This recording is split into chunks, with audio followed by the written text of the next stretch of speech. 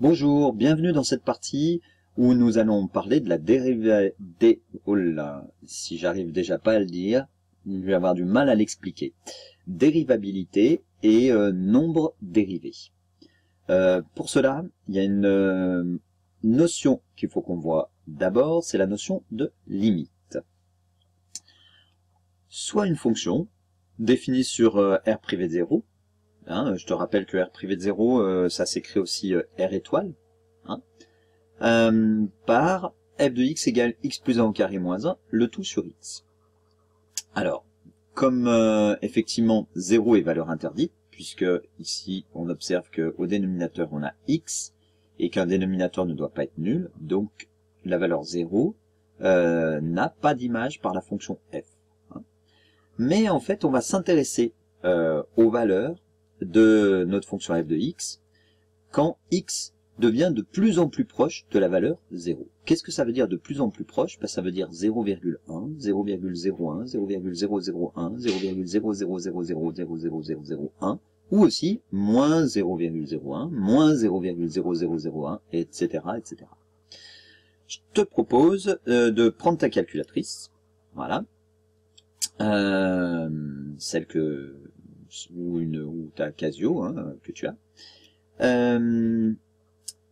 d'aller dans fonction, de rentrer, évidemment je suis pas dans fonction, donc moi je vais dans mode, et puis j'aurais dû la préparer avant, vérifier, voilà. Maintenant je vais dans fonction, et de rentrer la fonction qu'on te donne en faisant attention à bien mettre les parenthèses aux bons endroits. Et puis de faire un tableau de valeurs, un tableau de valeurs avec les valeurs qui sont ici, là, et puis on va voir ce qui se passe. Allez, à toi, mets sur pause et puis on regarde ça. Et voilà ce que tu dois obtenir comme valeur.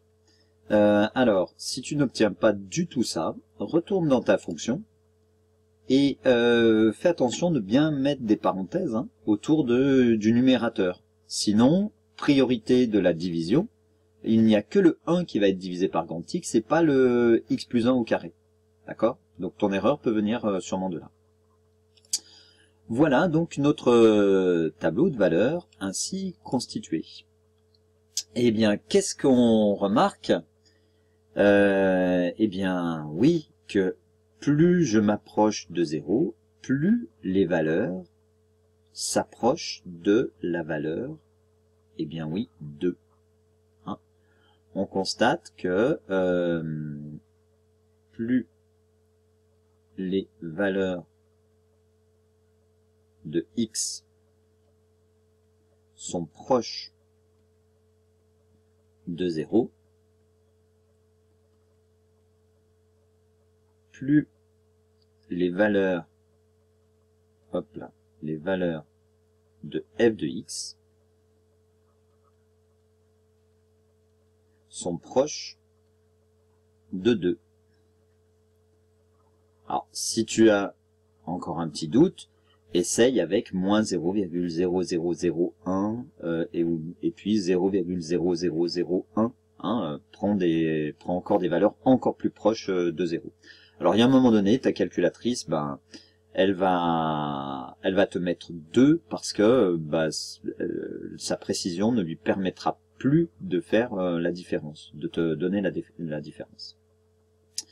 Eh bien, à ce moment-là, on dit que la limite de f de x, on dit que, je retrouve mon curseur là, parce que je le vois pas, voilà, on dit que la limite de f de x lorsque x tend vers 0 est 2. Et on va le noter comme ça. Limite LIM f de x. Et juste sous le mot lim, là, on va mettre x, une petite flèche 0. Oui, c'est ça, 0. pour dire que x tend vers 0, se rapproche de 0. Hein. Donc, et ça se lit comme ça. La limite de f de x lorsque x tend vers 0 est égale à 2. Voilà. Ben, tu vas pouvoir écrire la définition qui est dessous. Voilà, je la lis avec toi. On dit que f de x a pour limite grand L. Alors ici, notre grand L, c'est 2. Hein, lorsque x tend vers 0, donc x tend vers 0, si les valeurs de f de x peuvent être aussi proches de grand L que l'on veut, pourvu que x soit suffisamment proche de 0. Aussi proche de grand L qu'on veut, bah, ça veut dire 2,000000. Est-ce que je peux trouver un nombre aussi proche de 0 qui me permet de trouver ça? 0,000001 peut-être, oui, sûrement. Et si j'arrive à le trouver, à ce moment-là, c'est bon. Je peux dire que la limite de f de x, c'est grand L quand x est suffisamment proche de 0. Mais proche de 0, ça peut être aussi moins 0,000001, et puis proche de 2, ça peut être 1,999999, etc. Et donc, on le note comme ceci, limite de f de x quand x tend vers 0 égale grand L, et puis ça se lit, la limite de f de x lorsque x tend vers 0 est égale à grand L.